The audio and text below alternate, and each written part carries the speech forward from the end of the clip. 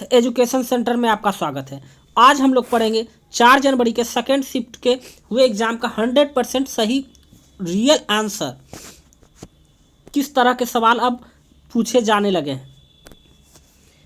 पहला सवाल पूछा था रिजर्व बैंक की स्थापना कब हुई थी। ये नहीं पूछा था रिजर्व बैंक की, पूछा था कि स्थापना किस एक्ट के तहत हुई थी।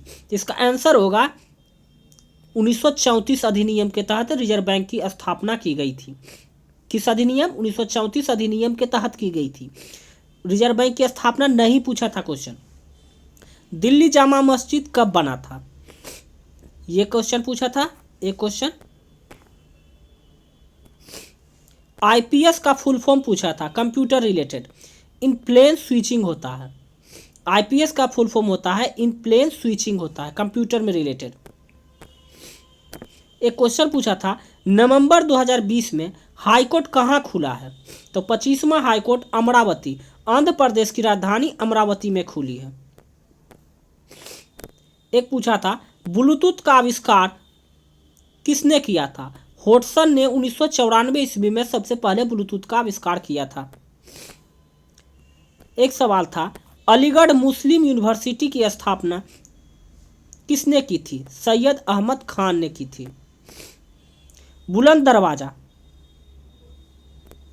दरवाजा अकबर ने किस विजय के पश्चात बनवाया था, यह सवाल पूछा था। गुजरात विजय के प्रतीक में 1602 ईस्वी में अकबर ने बुलंद दरवाजा का निर्माण करवाया था। एक सवाल था पॉलिटी से मुक्त शिक्षा का अधिकार मौलिक अधिकार कब बनाया गया। 2002 ईस्वी में 86वें संविधान संशोधन में मुक्त अधिकार को शिक्षा का अधिकार को मौलिक अधिकार में शामिल कर लिया गया था। याद रखिएगा 86वां संविधान संशोधन 2002 में हुआ था।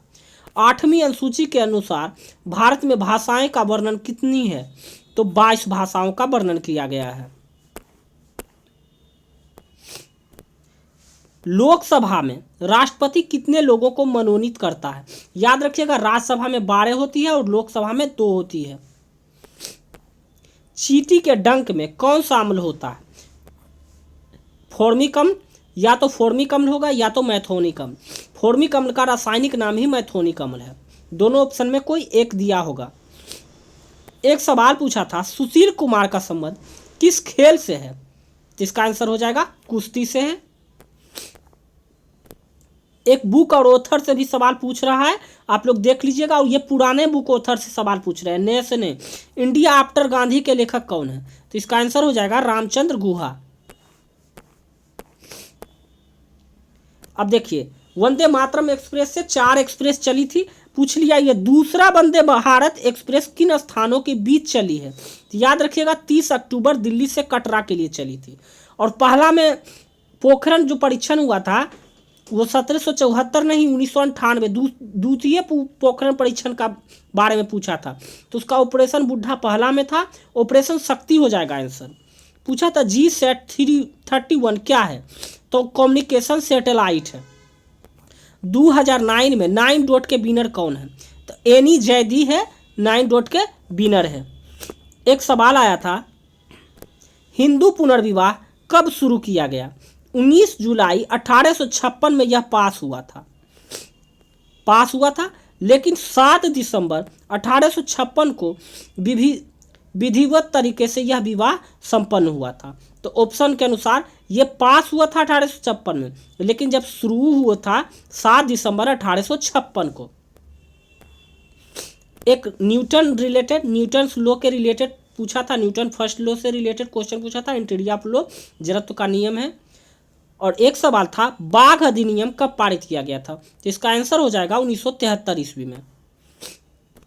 एक सवाल था श्वेत क्रांति किससे संबंधित है, इसको किए थे डॉक्टर वर्जिन कुरियन ने किए थे, और यह दूध से संबंधित है। स्वच्छता सर्वेक्षण में पहला राज्य कौन है, तो इंदौर है। नवंबर 2020 तक भारत में कितने न्यूक्लियर, ये सवाल बहुत ही थोड़ा सा टफ हो जाता है। नवंबर 2020 तक ले भारत में कितने न्यूक्लियर मिसाइल हो गए। फिजिक्स में 2 बार नोबेल प्राइज विनर कौन है, तो जॉन बर्डेन को फिजिक्स में 2 बार नोबेल प्राइज मिला है। और एक झील से सवाल पूछ रहा है कि सांभर झील कहाँ है, तो राजस्थान में। और एक करेंसी से भी क्वेश्चन आ रहा है, पूछा था डॉलर, येन, टका, ये क्या है, ये सभी क्या है, मुद्रा हो जाएगा। यदि आपको यह वीडियो अच्छा लगा हो, हेल्पफुल लगा हो, तो चैनल को सब्सक्राइब करके बेल आइकन को दबाना ना भूलें और जितना हो सके अपने दोस्तों के साथ शेयर करें ताकि इनका लाभ वो भी उठा सके। और बेस्ट अटेम्प्ट इसमें होगा, अगर आप किसी भी शिफ्ट में हैं, अगर आप 72 से 75, अगर 72 मार्क्स भी आपका सही आ रहा है बहुत ही कम गलती करते हुए, तो आपको क्वालिफाइंग कोई नहीं रोकेगा। 85, 87 ये चक्कर में मत पड़े, जो भी करें एक्यूरेट करें, क्योंकि यहाँ पर नॉर्मलाइज किया जाएगा और जिसका ज़्यादा सही रहेगा वही उसी को ज़्यादा नॉर्मलाइज में मार्क्स बढ़ते हैं, ये आप ध्यान रखिएगा। तो मिलते हैं हम लोग नेक्स्ट वीडियो में। आज के लिए बस इतना ही। जय हिंद।